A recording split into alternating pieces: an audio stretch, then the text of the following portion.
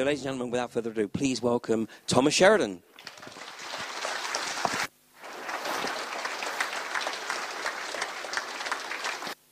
Hello? Can you hear me now? Yeah, okay. Thanks again, Ian. Psychopaths, okay, it's a big subject. It seems on the surface like a very heavy subject, and indeed it is a very dark subject, but it's the whole idea of you discover who your enemy is, then you know how to fight. And since the time I was a kid, the world never made any sense to me. It just didn't. And I think to many people here, and many people in the world, even if they don't admit it, they know that the world doesn't make any sense either. And then about the mid-1990s, through a series of circumstances, I became very interested in the field of psychopathology. Mainly because I was working at Goldman Sachs at the time, and I was surrounded by psychopaths. I was a graphic designer, so I'm guiltless of in terms of anything that you may be suffering from those people. It's kind of ironic is I used to be an employee of Goldman Sachs, and since the yes vote went through in Ireland the other day, magically I'm a Goldman Sachs employee once again, just like all Irish citizens. So everything comes full circle, unfortunately. Now, as Ian said, I ordered a book called Puzzling People, which did fairly well. And my original idea with the book was to actually deal with the subject in the sort of the geopolitical sense. And then I had a website, and it was like a message board, and I was doing development. And more I found out that these issues impacted people in their personal lives as well. It wasn't just, a case of psychopathic politicians, business leaders. It was also embedded within every aspect of society. And what was also very uncanny to me was how all the traits and the pathologies of people who experience a psychopath in their personal life, whether it was a bully at work, a dangerous relationship, or just someone that abused and moved in on their family or their friends or whatever, or broke up a social circle in a committee or something, it was exactly the same methodology they used to destroy those people as what the ones at the top, the psychopaths at the top, do to mess up the rest of us and to mess this world up. So this became a kind of a maxim. It was the idea of like, as above, so below, became like, what the psychopath you meet in your life is the same as the psychopath that runs the world. So it became a very powerful tool for me personally, because I could take people's personal experience and allow them to scale it up to the world. And suddenly not only does their life make sense, or strange issues in their life, or strange periods of their life make sense, but also the world begins to make sense, because you suddenly understand that we're actually a species under attack. I know that may sound like hyperbole, but there's actually two species of human beings on this earth.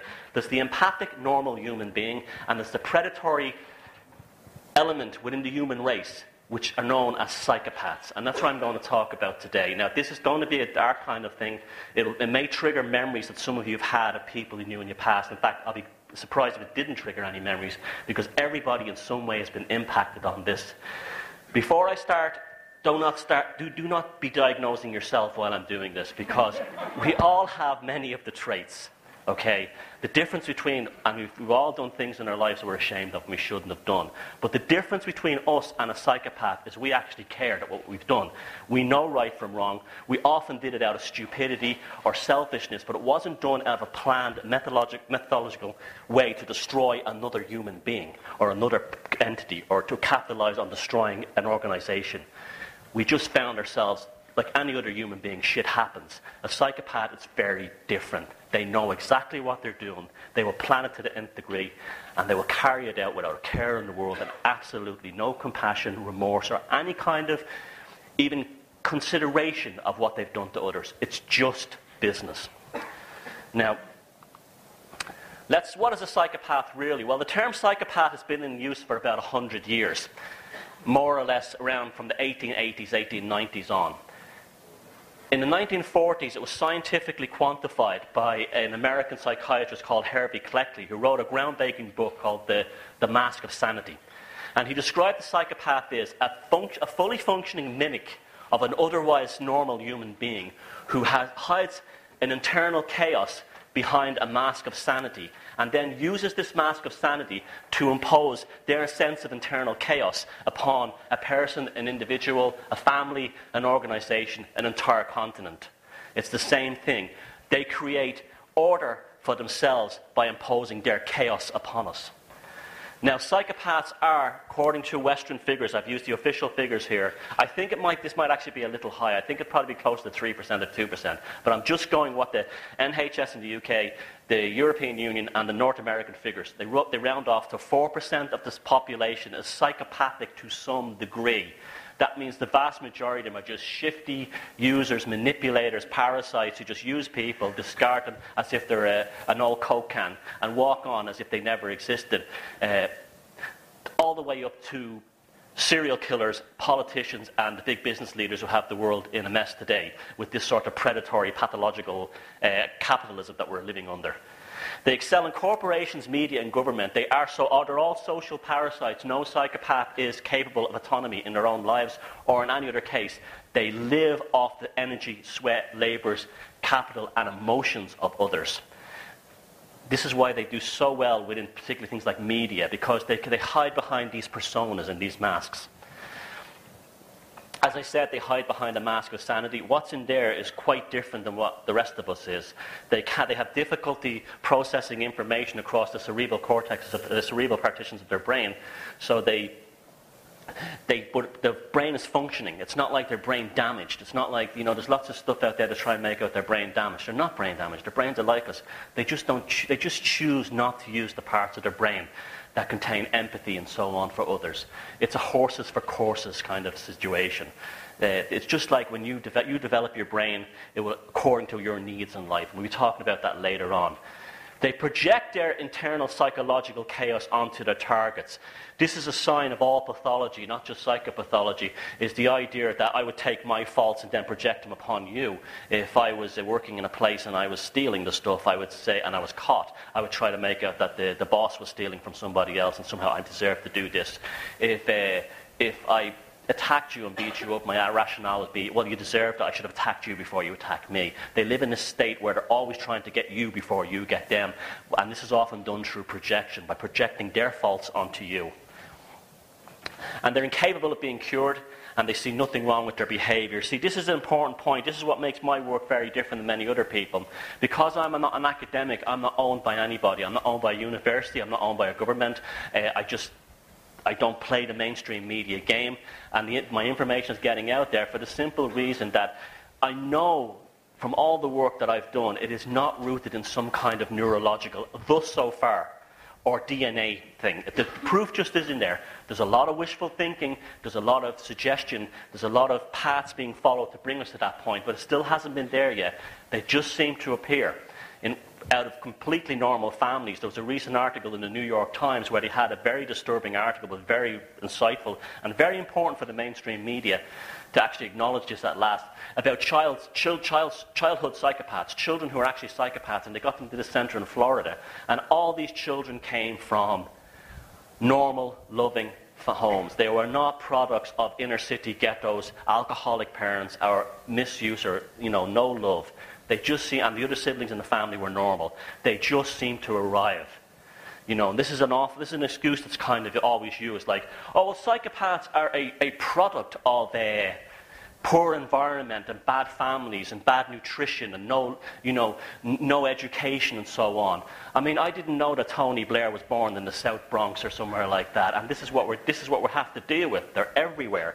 This is why I wrote this book, because there's an element, all the work has been done on prisoners, in male prisoners, and it's very handy for the control system to deflect psychopathology upon the working classes and the poor and marginalized groups, so we're not looking at them. This is always why they filled us with the idea of the serial killer and Norman Bates.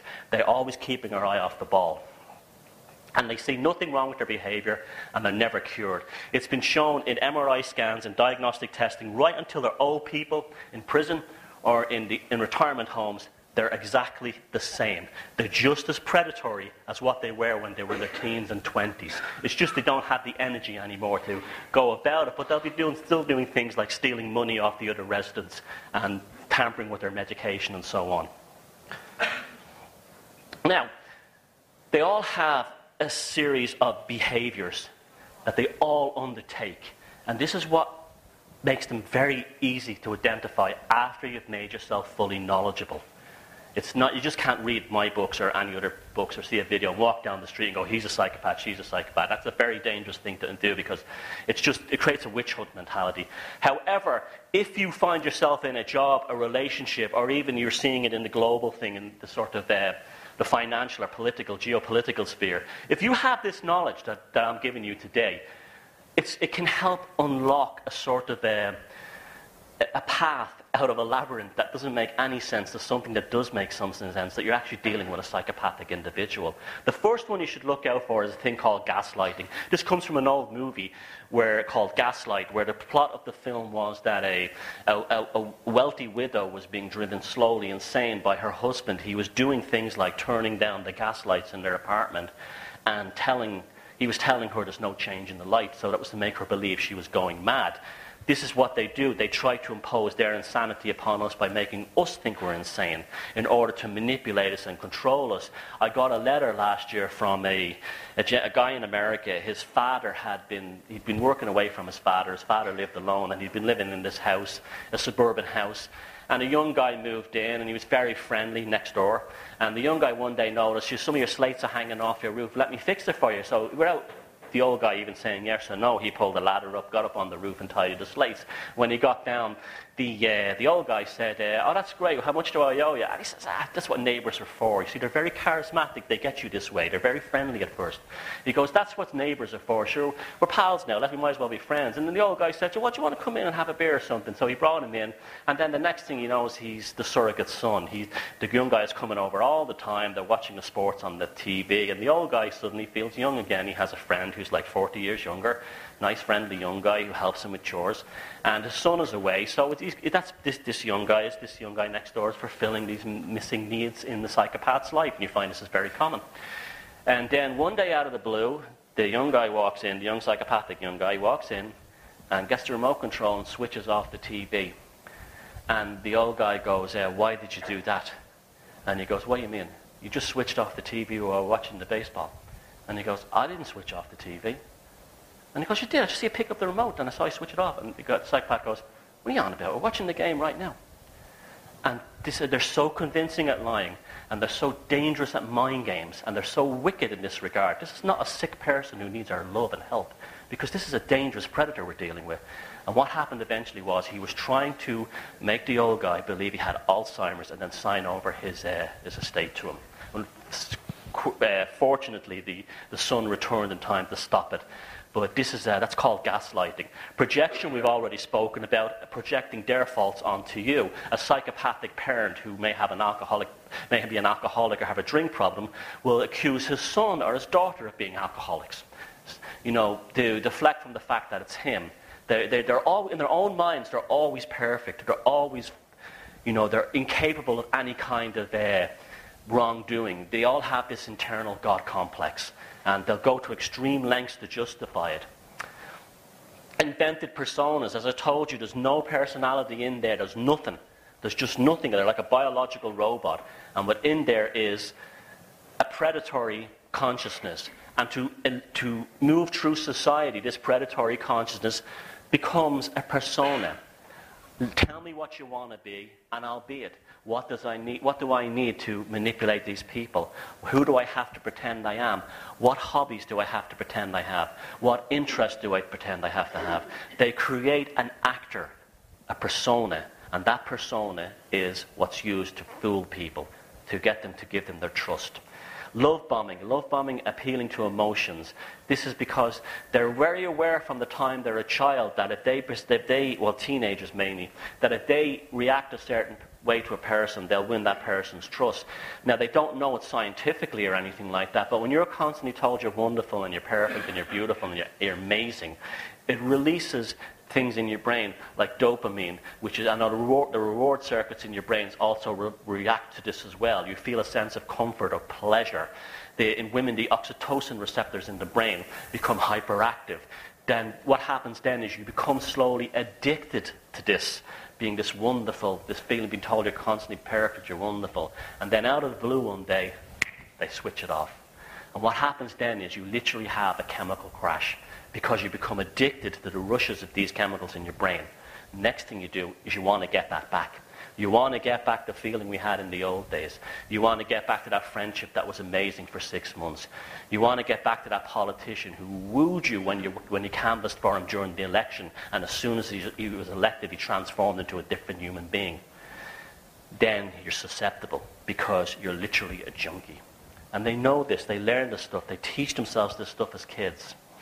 The sexual and the ardent students of human psychology. Now, you imagine you don't have any feelings, you don't have any emotions, you don't have any compassion even for your closest family members, your wife, your kids, even your pets. You may pretend you do, but imagine you don't. It leaves all the time in the world for you to observe emotional reactions in others, how they behave, how they think, and that you can learn how to work a person. And this is reflected in the greater psychopathic control grid system, as I call it, because they're obsessed with learning everything about us. This is why they're constantly giving us surveys. This is why they're constantly quizzing us. All these NGOs, Quangos, and all these other intergovernmental organizations are obsessed with gathering every piece of data on us. They see us literally, and I'm not being hysterical here, as an invading species upon their planet. And they're monitoring and they constantly want to know everything about us because they don't know how we really feel inside. To them, it's a conceptual idea. We're almost like a computer simulation or something to them. So they're very obsessed both in a personal sense and on the collective sense of understanding us completely and then altering our psychology. Sexual and identity politics is a very big thing with them. This is why we live in a world today where everything is identified through your gender, your race, your religion, and at the same time you're told that you're living in a world where everyone is equal and no one should be seeing differences between each other. They're constantly feeding us all this information like white men are the enemy, young single mothers. On one hand, they should be taken care of by the state, but on the other hand, these young mothers on welfare are given bad names. They're constantly pigeonholed. They're parasites on the system who produce children who are no good to the world. It's constantly judging people according to their race, religion, and their social circumstances, because they see us ultimately as not a human being, but as some kind of, or not one of them, but as a kind of they study us like a botanist would study a flower, or something like that. And they're very obsessed with getting us into different racial and ethnic and gender groups, because ultimately it's a divide and conquer tactic. And again, as I said, no remorse, don't care. Compassion or accountability. How you see these CEOs of these big Wall Street firms, they give themselves enormous bonuses when the company has lost billions. They've laid off 10,000 employees, and their attitude is like, hey, it's my money, I deserve $100 million. That's the psychopathic mind. This is why, since the 1980s with Reaganomics and so on, these kind of, this idea that the only thing that, we'll hear John Perkins talking about this later, the only thing that matters is the profit. Well, if the only thing that matters is the profit, all you're ever going to get is the psychopath. Now, transitional personas, they move between personas, and people often catch them out this way. You'll actually see in a personal relationship, if you're a personal relationship with a psychopath, and they'll say the previous relationship is ending and the new one is beginning, you'll actually see them changing, becoming somebody else. They'll start taking an interest in hobbies out of the blue they had no interest in. They're crafting this new persona for the next target. The same thing happens with the system. You see the politicians, the psychopathic politicians, they start privatizing the utilities, the railways, the telecoms, and the next thing you know, in 5 years' time, these fellas who talked about open competition and everything should be in the open market are suddenly the CEOs, directors of these same companies that they just happened to have privatized while they were in government. So they were their whole purpose in government as an elected politician was to make the transition between public services and private services, and then, feed off the trough when the little creation came true. Word salad. Donald Rumsfeld, there are known knowns, known unknowns, and unknown knowns. They have an ability to overuse language. They will never get to... If you want to get to the point of something, like... Where is my $100 million that I invested? You will get reports, endless words, diversion, speeches that don't make any sense. And this is right across the whole psychopathic spectrum, from academia to media to politics, where there's an overuse of words where you cannot get to the root of anything. Legalese documents are the same thing as well. They're designed to confuse, bewilder, and create almost a sort of a pathological syntax that only these adepts are capable of understanding. And that's to flush us out, to deliberately create a division between them and us. Mirroring is when they, again, it's very similar to love bombing. They pretend they're just like you. The man of the people, the politician who's the man of the people, he goes around pressing the flesh. He has pictures of babies. You ever notice notice these politicians, when the baby is being kissed, the kid is like this? That's intuition, and we're going to be talking about that later on. They have taken this away from us. And this is also why psychopaths are extremely rare within indigenous societies, because we've always known about these things, and we've solved them, but unfortunately probably since the time of Babylon, when this system that we're kind of living in now allowed them to hide and then change our reality to think that they were normal. I often find pets will often react to them the same way too. And so it's very interesting. Next time you see a politician holding a baby and the baby looks like he's about to be eaten, pay attention. Phony altruism. Oh, this is a great one. An arms dealer. I killed 100 million people in the war. I destroyed an ethnic group. Hey, but I gave money to African orphans.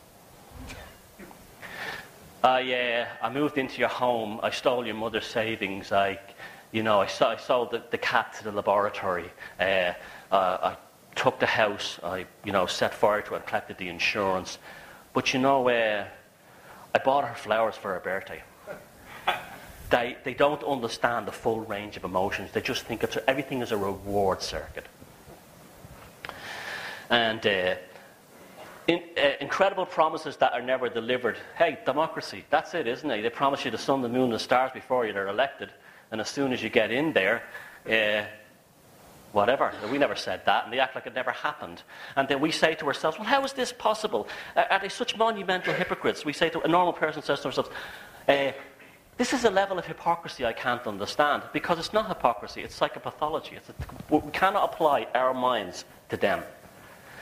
And idealization and devaluation. This is very common with all psychopaths. They're like the kid on Christmas morning who says, I want the toys, I want the toys, I want the toys. And when they get the toys by lunchtime, Christmas dinner, they've no interest in them anymore. And they're like that. The ones at the top are like that with corporations. This is why they're constantly buying companies, making deals. And this is why they're still buying lotto tickets when they have billions in the bank.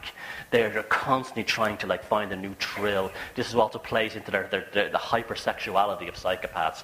They're always looking for something new to do, some new scam. And then they quickly get sick of it, and they begin devaluing it. In this financial global sphere, they will buy companies, get what they want from them, and deliberately crash them by crashing the stock price.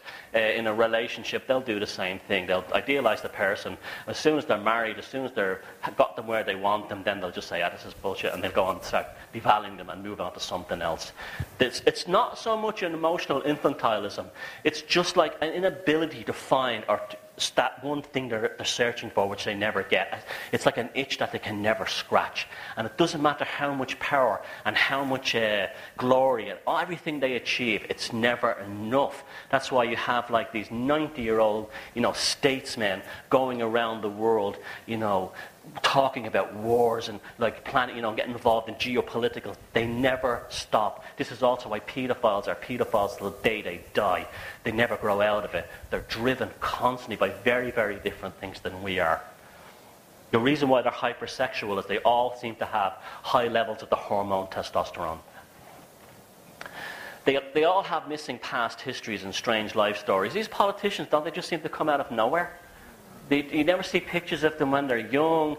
You might get a Channel 4 documentary where they're making up some story where he used to be in a band manager, or he was involved in something else, but you can never really confirm it. And the same as if he worked with a psychopath, he comes into the company one day and he has all these stories, he was this, that and the other, but you can never find a confirmation of it. Because those pasts are not them now. You see, that's how they are. They have this whole idea of if I went to this gentleman here right now and say I punched him, right, and for no reason I punched him, and then a year later he came up to me and he says to me, you hit me that day, you hit me, and I said, I never hit you. You did. Everyone in this room saw it. And I'd say, oh, no, I didn't. What the psychopath is really saying is the previous version of me, the one from last year, is what hit you, and I'm not responsible for it now. A recent survey was done on prisoners in Canada where they actually were talking about where they actually identified the psychopaths in the prison, and then they asked them about their what they'd actually done with their crimes, and they talk about them in a past sense that's very different. It's very spooky than the rest of us. The idea being that they would say things like, you're in here for 15 years for raping 3 women. And he'd say, well, no, I'm not a rapist, though. But you were caught red-handed doing it. Yeah, I was a rapist then, but I'm not a rapist now. You see, the previous version of them was responsible. This is how you can have Tony Blair. It's very difficult for me to say his name without gritting my teeth. But this is why you can have Tony Blair. He's Mr. Yeah, go on, go.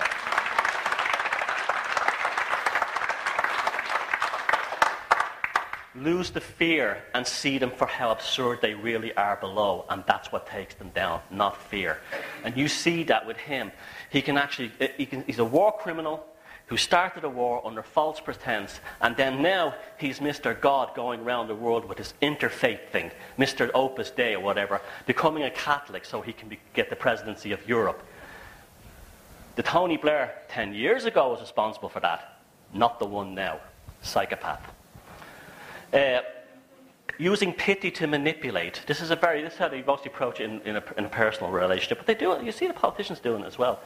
They'll always try to make out, I never had it as a child. I was very poor. My parents were abusive. No one ever really cared about me. Now, some of it could be true, but often it isn't. It's just made to find empathic people. They are a food source-specific individual. They need to find people who are kind, compassionate, concerned, and caring, and they're the ones that they know that they can manipulate the most. Now, democracy is fantastic for psychopaths. You'd think it was a totalitarian regime would be the best way for them. That's going to be pretty good as well, but that's usually a bloody way to get to the top. You have to have a few assassinations, build up a gang, and do all kinds of nasty, dirty things. They don't like getting their hands dirty. They'd rather have someone else do it. That's why they send us to fight their wars while they give themselves they write their biographies how wonderful they are. So democracy, unfortunately, is, I would describe it as an interactive play where every 4 years you're allowed to clap for the one actor or the other, but the script behind the scenes still goes on because it's the same play they're following. So it's just an illusion, democracy now.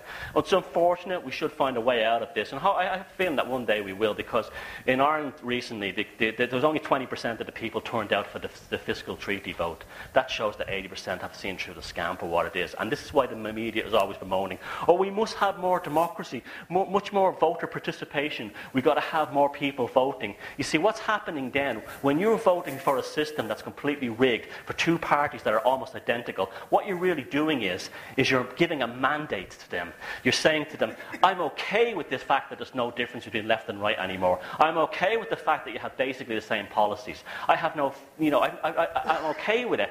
Just let me vote so I can have this illusion that I have a choice. It's like the drug pusher who gets the fella hooked on heroin, and then he says to him, well, you can go away any time you want. I'm not keeping him here, but he has to come back to the fix. And so as long as we participate in this system, it's almost the more it will mock us. Democracy has become like a mockery. It's like they're giving us the finger every 4 years now. They're saying, here's what you're getting, and it's not different than what you just had. And so it's literally the case now where it's psychopaths A or psychopaths B. That's what democracy has become in the West now. And it's the same in every country. One pretend left group, one pretend right group, and there's no difference between the two. Now, I'm not trying to say that all politicians or all big business leaders are all psychopaths. Many of them are. Let's get that straight. A lot of them are not, though. A lot of them, they have a sort of proto-psychopathic mindset where they're going along with it and they're turning the blind eye. And they may be some of them may be good, decent people, but they're driven by the same insecurities that the rest of us are. And the psychopaths who really run the show, they know all this. And it's just like, there's the whole idea they tell us things that don't make any sense to us. We have 100 days of rain, we have 1 day of sunshine, and they implement the hosepipe ban. This is crazy making. And then you say to yourself, oh, this is rubbish. And you still go out and you vote for him, and you still put him in. It's all about making us, the word would be used would be sort of confused, bewildered. And the more bewildered and confused you are by all these crazy policies they have, the less likely to look towards yourself for the actual answer. You become a dependent. Now, this is an amazing book I found recently. This term, trash magic, is a term I came up with out of a series of discussions with the American comparative mythologist John Lash. It's basically a word to describe what I'm talking about, this kind of idea that they're spellbinding us with bullshit. And we're so filled with it, that they're throwing at us so much that we don't know what to do anymore. We can't think for ourselves because they planned everything. They planned every way of manipulating us, distorting us, and making us incapable of actually grasping our own personal sovereignty. In fact, we're actually afraid of it. We've been made afraid of it.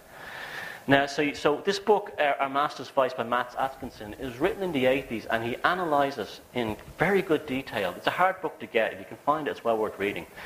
How the Thatcher government and the politicians at the time, including Michael Foot, used speech writing in certain ways to actually change the actual emotional energy of the viewers. They would give them certain lines that were written in all caps or underlined, where they would phrase the word, drag the word out. And this is because they know the power of language. They know the power of language over the rest of us. And it got so bad with the Thatcher government that she even was at one point, her and her spin team were working together about ITV and BBC to have certain cuts of the camera. Certain camera angles would be cut at certain points in the speech where it would make you feel a sense of trust with them. A master class in this would be something like the Al Gore film, An Inconvenient Truth. You have people in the audience who are young Democrats, attractive young people, and they go, as he says certain things, and he gets all solemn at certain points, and there's one point where he rises in the air like a god, and it's all very devious, all very sneaky. But I'm sure everyone in this room is already onto it, but it's also very comical when you actually wake up, break out, and see this absurd circus for what it is. Because ultimately the psychopathic system is a theatre of an absurdist theatre. That we should learn to be more, we should be cynical, but also see that they don't have as much power as they like to make us think they do. And every word of every potential political speech is a meticulously drafted and redrafted spellbinding word. That's why they call it spelling, by the way, when you cast a spell. Spellbinding word play designed to cause superficial sensations of comfort and trust in the listener. You see, that's what magic is. People think magic is like something like Harry Potter or something like that. No, magic is actually something very real. The true definition of the word magic is to take something from your imagination and bring it into reality. Now, that could be a carpenter who thinks about building a chair, draws a little blueprint of a chair, and then builds that chair. That's the true definition of magic. He's taken it from the world of imagination and brought it into the material world. And the same thing can be done with an idea. An idea can be imposed into your head by a politician or a marketing phrase or something like that, that you yourself will believe it will transform into the material world, but it doesn't. So you're kind of trashed in what I call this trash magic thing. You're caught within the clutches. Here's an example, Obama going, yes, we can. Yes, we can, when you think about it, means nothing. It's not the same thing as, yes, we did it, yes, we achieved it. It's, yes, well, we can.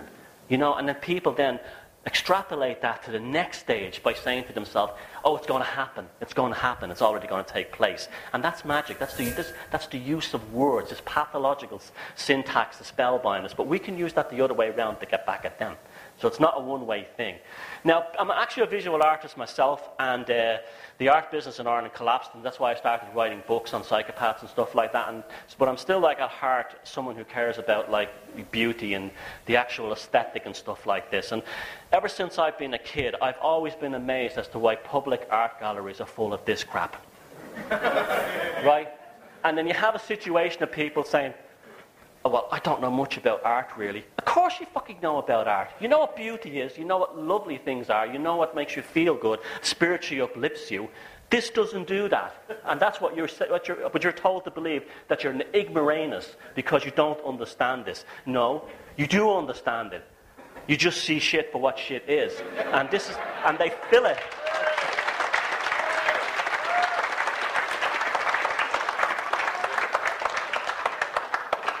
Go to the Tate Modern in London if you want to see the zombie apocalypse.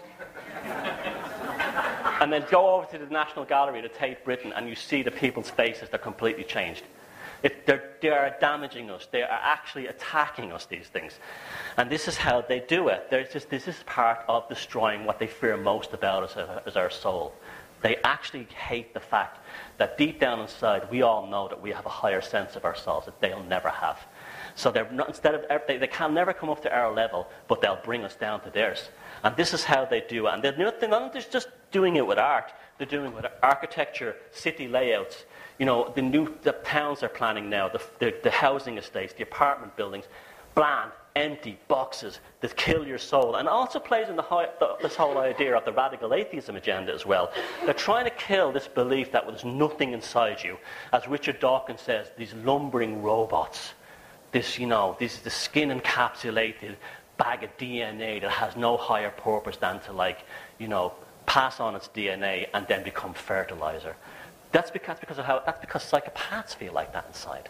But we don't. We know from the time we're kids that this isn't me just only in here. There's something else behind that. But this all ties into the end, this end result. But after all the years, last year, I had what you'd call a eureka moment. It dawned on me why these art galleries and public spaces are filled with this. Because this started around the same time that colour advertising became really good and colour printing technology became really good. Just after World War I, where they could produce beautiful billboards. And the idea was you walk into an art gallery where this stuff is in here, you come out feeling like, well, what was that? And you feel depressed and down. And then you see a beautiful ad for a Big Mac. Crazy making. And who is the biggest proponent of this stuff? Yeah. They have us by you wouldn't believe. They have us by the short and curlies like you wouldn't believe. Now, education is about closing your mind and limiting your creativity and your intellect. Yep, that's what it is. It has nothing to do with wisdom. It has nothing to do with knowledge path. How many of you used algebra when you left? What use was logarithms and cosines when you couldn't pay your gas bill? Useless, right? The idea in this book, Ivan Illich's Deschooling Society, another one's easy to get, this one, it's a quick read, well worth reading. And he said that school is an advertising agency that makes you think that society is fine just the way it is. And isn't that just what it's like? All the kids who could ever think for themselves or were a bit creative, they were always like when I was growing up, the smart kids were actually put into the woodwork class and getting farmed off for apprenticeships. And all the kids who couldn't think for themselves all went into the honours classes and ended up in the civil service. They want the ones who are the most obedient. Now, I'm not putting down school teachers. I'm not even putting down the idea of education. But what we have now is not enlightenment. It's not knowledge. It's not wisdom. It's the mechanization of the human being. You know what I mean? Like, they're making us into a unit, human resources. This is how they get us again. This is how we become oblivious to the psychopathic control grid, because we're too busy being reprogrammed. Now, this is another one that's coming up more and more. It's actually died off a bit in the last year or so. This idea that we have to have reason. We have to have logic. We have to not use our emotions. We have not to follow our intuition. We should only approach things logically. And then you look at the world and it's nothing like that. It's complete chaos in business, industry, advertising, government, politics, you name it. It's complete chaos. But then they're telling the rest of us, you need to have reason and logic and stuff like this. And we're told about how scientists are the most perfect people in the world. They don't lie and they don't make mistakes. And you should trust everything a scientist tells you, or every scientific report, because that's the logical thing to do. Now, logic is fantastic for solving things on a micro level, but it's a terrible system for controlling a society, because it lacks humanity. Now, the first time this happened was in the French Revolution. This was the first time they actually came up with the idea of a society that would be built based on reason, science, and logic. It came out of the whole idea of Descartes' scientific principle, the whole idea that everything could be quantified, measured, weighed, and organized into units. And so the first time that happened was the French Revolution. And these men of reason, these men of logic, these men of intelligence, what was the first thing they invented? The guillotine. They attacked the head. That's very interesting. This is on a psychological level. Why did they attack the human head? Because they were after what they perceived was what they themselves lacked. And that's what happened at the French Revolution. The psychopaths really got into power there, and it really produced some horrific creatures. Now, contrary to popular opinion and popular sort of mythology, we're told it was all the royalists and the aristocrats that got their heads chopped off. Yes, some did, the Bourbons and a few others. And a vast majority of people who got the guillotine were mostly poor Catholics in central and southern France, who refused to give up their religion, who refused to give up their culture, who refused to give up their sense of, they believed in God, and they were being told, they wanted to retain that in their culture and in their personality and their psychology. And it got so insane during this quest for reason, during the French Revolution, that they actually installed a goddess of reason in Notre Dame Cathedral that you could pray to. Madness, but this is how this is how the psychopathic minds work. And they're obsessed with this idea of consensus and reason. It's all conformity. Consensus is not the truth. It just means that some people have got together, a cabal, and agreed on something. But that's not the truth. There's a fascinating book by Rupert Sheldrake, the Cambridge professor, called The Science Delusion. And he shows that all this stuff that we're supposed to believe, like the crusaders like Dawkins and so on, most of it is no more proven than leprechauns. They're theories that have been accepted, everything from Big Bang, the speed of light, and many aspects of Darwinian evolution. They've just been accepted. But that doesn't make them the truth. That just means that's the guess that they're going with for now. They may be right, but that's not the same thing as telling us that's absolutely true. Now, this is the slide that caused the riot in Manchester, so if anybody wants to have a go at me now, this is the point. I am not putting down the people who joined the Occupy movement. I understand why they got involved. I know that their decency and their need for a better world is what brought them into it. But mass movements, they just don't work. They don't, because because of their very nature that they're mass movements, they become magnets for psychopathic infiltrators to move in and take them over and then spin them back towards how the system used to be. The overwhelming proof of this, every single revolution that's ever had has been taken over by them. The best thing to do is to sit inside yourself. The revolution becomes internal. And when you've achieved that sense of revolution and that state of internal sort of psychological sovereignty inside yourself, you'll find yourself attracting people to you and groups that are just like you. It's almost like a chain reaction. You understand? It's you being what makes you a human being, and the best qualities of you attracting the best qualities of others. The problem is, even if the movement is perfect at the beginning, once there's a rule book, once there's an agenda, once there's terms and conditions, they can be altered. And then when they're altered, you're altered. You're no longer a free person. So I'm not saying that the people who joined Occupy were suckers or were taken in by anything like that. I'm not saying that at all. Same with the Zeitgeist movement and the Venus Project. I'm sure many people joined those things because on the surface they sound good. But it's just the same thing. And you look at you had the Occupy movement and the Tea Party movement. The Occupy movement and the Tea Party movement were just the zombies that rose from the grave of the old left-right paradigm. And the proof of that was immediately. In Occupy Wall Street, they were all walking around wearing Obama 08 T-shirts in no time. Anyone who disagreed with them, they were calling them a right-wing conservative nut. The same with the Tea Party people. They were walking around talking about, conservative stuff after a while, and we should have religion and morality and family and all the old American conservative stuff.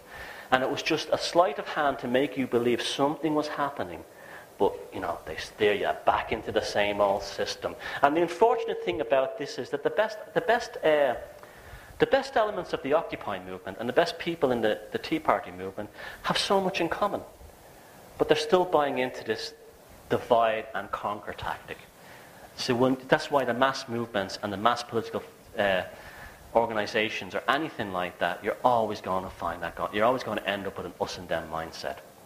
And the most dangerous person is the man or woman who can step off the chessboard and stop being a pawn. As long as we're on the chessboard in the black or white square, they have us. When you step off the chessboard, you win. And that's what it is. It's doomed to failure. And the ultimate revolutionary act is to fire an original idea across your brain, because an individual is the most terrifying person in this kind of system, because they know ultimately that if you're strong in yourself and you believe in yourself, it spreads like a virus to others, and they start emulating it. I mean, I'll look at this crowd around here. It's a very different people that would have been attracted to an event like this even a year ago. I see a much more range of a diverse range of people. It's not just the truthers and the old awakened crowd and the alternative people. It's everybody here, and it was like that in Dublin. Dublin was a remarkable event. It was like there was Ireland right in front of me. Every social group and every ethnic group and religious group was represented there. It's because people know that we're being damaged. Something is not right here. And the ones who were the freaks and the idiots a few years ago, who were laughed at and mocked, well, got news for you. We're now the culture. We are it. This is the future. We're a wave. We're like all these things always come from the underground, and it's very interesting that so many people in this are musicians and artists and so on. This is why when revolutions happened in the past, they would always kill the poets and so on first, because they are the ones who can really change the world. Initially, and then from that, everyone else sees the native wisdom within there. The intuitive part kicks in. And an open mind is the ultimate act of terrorism in a psychopathic society. So that's it. Always have your mind open. I'm sure I'm preaching to converted here, but don't question everything. And the individual is their worst nightmare. They want you protesting and rioting. Oh, they're very happy to throw the tear gas and the riot police at you. And that justifies them even more. That justifies their draconian laws even more. Stay at home, but don't watch television. Think and get ready for a way of getting around this. Learn skills. Learn how to grow your own food and vegetables, and then network. Become a kind of an underground insurgent, but not in any kind of violent sense. You're using your consciousness to do it. They can't get in here yet. They haven't got the chip in here yet. This is the one place they haven't penetrated. Even with all the Irish government fluoride put into my head, they still haven't fully got in here yet. I'll tell you a story about the fluoride. But the water treatment plant from my town is very near my house. And my neighbour is one of the people who used to work there. He's retired now. And there's a windsock. You know, like the windsock they have at airports outside the gate of the water treatment plant, right? And I asked him, what was that for? And he says, we're not allowed to open the bags of sodium fluoride if the wind is blowing in the direction of the houses. And then we put it in the water. Madness, craziness. You can't make any sense of it. And they have all these morons on the internet. Well, I won't call them morons, but they're people they haven't arrived where we've arrived yet. They have an instinctual need to attack anything new they hear, because they have this comfort in knowing things. And there's two types of people. There's two people you come up with this radical information to, and they'll be like, "What? I don't know about that. Oh, come on, it's not like that." And then there's others who will viscerally actually attack you, like they will see you as a threat. And these are the ones that end up as on the internet as the bunkers and shills and government employees and rent-a-mob, useful idiot types. These are the ones they will cater to. That's why all the TV shows like Mythbusters and Penn and Teller and all these other shows are all designed to make them feel great. We're the smart ones, we're the logical ones. And anyone who thinks outside the box is an idiot. And all these people who claim to be skeptics, that's the last thing they are. The last thing they are is skeptics. A true skeptic is skeptical about everything. They're pseudo-skeptics. They're skeptics who believe what they really are is defenders of conformity. That's all they are. And there's no evolution in that for them or anyone else. Now, how media psychopaths alter your brain chemistry without drugs. Hey, here's the Hallmark moment. They're playing on us our emotions constantly with love songs, sappy love films, all these sentiments, because they're aware that these create changes in our brain. The reward circuits in the brain are tuned into comforting familiar opinions and impose socially accepted values. Dopamine flooding in. Feels like chocolate. My friends are all here. We all think the same. Guy comes in the room and says, hey, guess what? Vaccines don't work. Boom, norepinephrine, a stress hormone from the lower brain spell shoots up. Suddenly, they're in a flight or flight mode. Nervous, right? And then the other friend turns around, oh, he's one of those nuts. He's into all that crazy, alternative stuff. And then the dopamine comes back, the norepinephrine drops, and they get back to the comforting opinion. This is why when I'm sure many of you have tried to tell people, your friends you work with, something that the average person in society wouldn't know about, and you actually got that deer in the headlights look. That's actually a chemical response. And then you might even get them being smug and that's the dopamine coming back. And people are terrified of opinions and anything new to them. That's what it's like. They're absolutely terrified of anything new. Even young people, some young people are terrified of anything new. There's very little youth rebellion. That's because we have different, look at us now, we're all different age groups here. We all woke up at different ages. Because we were ready for this information when it came. And that's also why we shouldn't be going out of our way to force people to believe what we believe or what we're into. They'll come to it in their own time. Your job is not to be a crusader or an evangelist. Your job is to work on your own consciousness, find like-minded people just like you. And like Terence McKenna said, the others will come in time. Now, when this happens, when they get this information they can't deal with, there's disruptions in brain chemicals. And they tend to make them return to their reward circuits in order to make them feel happy, in order to make them feel better about themselves, more comforting in themselves. And that's what happens there. So it's really just a chemical reaction. Give people time, they will come back. Now, very important, if you're not willing to build your own brain circuits, they will build them for you. There's a thing now that they discovered called epigenetics, where they've shown that actual thoughts in your brain will actually reorder your brain circuits. Now, every time you learn a new skill or anything like that, you have new neural pathways, and the synapses in certain parts of your brain will fire in different ways. And if you're not doing that, if you're not actively building your brain through positive thoughts, through creative thoughts, they'll do it for you. This is why the news is always filled with repressed information. This is what they're building, a negative brain inside you.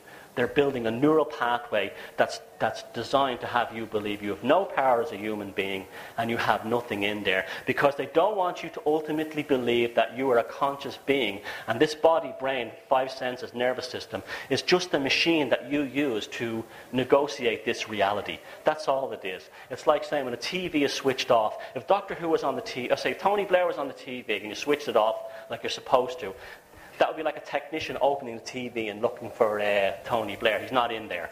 That's your consciousness. You came in from somewhere else. Now, the consciousness can't be fooled, and that's what they're doing to us. That's why they're filling us full of negativity. So here's the thing again for me. This is the ultimate way of dealing with a psychopath. No contact ever again. Non-compliance. Have nothing to do with them. Walk away, get on with your life, and act as if they never existed. Put them out of business. Do not comply with their systems. Do not comply with their agendas. Learn how to do things that you can do for yourself. If you can break bread, then you're not going to Tesco's for bread. If you can get some chickens, then you don't need to go to Sainsbury's for eggs. You do not have to pay taxes. You need less money, and you got that money for other things. And your life is instantly better because you have this feeling of independence. The same thing as someone's in a relationship with a psychopath. They'll always tell you the same thing. I'm a free person now. I've been opened up in ways that I never thought I would, because there's no contact ever again. But if you keep going back to the system, if you keep going back to this thing, what happens is you never fully escape it, because they know that they can play on you to get you back into it. And they know those comforting familiar feelings. And let me tell you, if you break away from the system and go back in, it's going to be a hell of a lot worse than it was the first time round. It'll always be like that. So stop watching TV, or at least the trash TV. Watch decent things if you can. But there's so much propaganda on the TV today, it's very difficult. Stop buying into external belief systems. Us against them, my team, my friends. No, don't buy into anything that's been imposed upon you. Me being Irish doesn't make me amazing or special. It's an accident of birth. It's the same as anyone else's race or religion. You don't have to defend something that you didn't have a say in. Remove fluoride from the drinking water. Yep, I could talk all night about that. We'll leave that. And glossy magazines, especially women's magazines, they're attacking the female consciousness first, because they know ultimately the woman is the one who has the most intuition. And the women are the ones who usually notice things about, like, you know, psychopathic behavior. And so what they're trying to do is turn women into materialistic, you know, bling collections who really don't have any feeling towards their feminine consciousness. That's a very sadistic and devious way. In my new book, Defeated Demons, I go very heavily into that. There's a chapter called Hell's Bells, and it's just basically about the destruction of the female consciousness in order to make the psychopathic system get the whole of society. You get the women, you get the mothers, you get the nurturers, the mavens, you get the sisters, you get the what men want. You see, they take that away from the men. They'll do anything to get it. Fluorescent lighting, get rid of it as well. It does not exist. The frequency of fluorescent lighting does not exist anywhere in nature, and this will cause you to have irritation. You're not able to relax. Where incandescent lighting is very similar to natural lighting. So this is another reason they put all these CFL bulbs in our houses. They don't want us having any kind of relaxing moments. The TV is going, all these cuts and all these fast edits and sound. They want us in a constant state like this because if we stop for a minute, we'll be able to think. They don't want us thinking.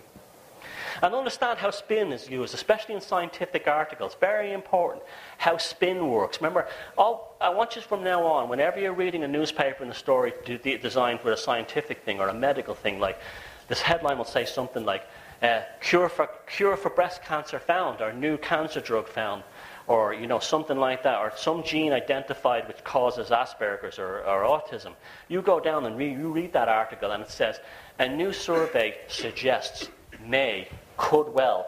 It's not the same thing as a fact. They lie to you. They give you the story at the top, and when you read down to the text, you find that they know that most people will only remember the headline. It's just to create this total trust in science, because ultimately the psychopathic control grid is a quest from the time of Plato's Republic for a psychopathic society that's built upon a machine notion of, you know, a science. Science is the only thing that matters, but their science is just as corrupt. It's just as corrupt. Look at all the scientists from Nikola Tesla to Wilhelm Reich who they've destroyed, and there's many, many more that we've never heard of. As soon as they had a scientific invention that was outside something they could control us with, the person nearly always died or was banished out of history. They don't want you. They only want their system in, their scientific system in, and. Put more saturated fats in your diet. Very good for building your brain structure. The brain is mostly fat. This is also why they've been telling us to eat low-fat diets, because we can't think. We're confused. If you're vegetarian, that's coconut oil. But if you're a meat eater, fish and meat and stuff like that, organic is best if you can afford it. And eggs. Build that fat in your brain. Be a meathead, because that is actually what makes you think better, because the electrical circuits in your brain work better. You're less likely to be confused. You go to the average supermarket today and you look at all the food, everything is low fat, low calories, and you look in, then there's absolutely no protein, but it's full of starches. All the stuff that damages your neuroelectrical network. And here's the most important one of all. Learn to use your intuition. Grasp your intuition. Remember that kid when he saw the politician who was going, you'll become like that if you become aware of this, and they know that once you get wise to them, they'll never bother you again. If you're aware to psychopaths are in your personal life, they'll never come near you in the job or anything ever again. They're only looking for the one. So this is one of my heroes here, Carl Jung, along with Joseph Campbell, the mythologist, and just go with your intuition. That's a voice in the background that's telling you to pay attention. And I'll finish with this, that society's collective ignorance of the psychopath has been a major, mainly hidden personal and social disaster for most of us, making us easy prey for the psychological and financial predators throughout society. And they undertake this without any guilt and feelings of remorse. Your job is to acquire this knowledge of what psychopaths are and how they function, and then get away and get on with your life, and that's it. And as soon as you know that, you're off the chessboard, and they can't play, and that's the end of it. Thanks very much.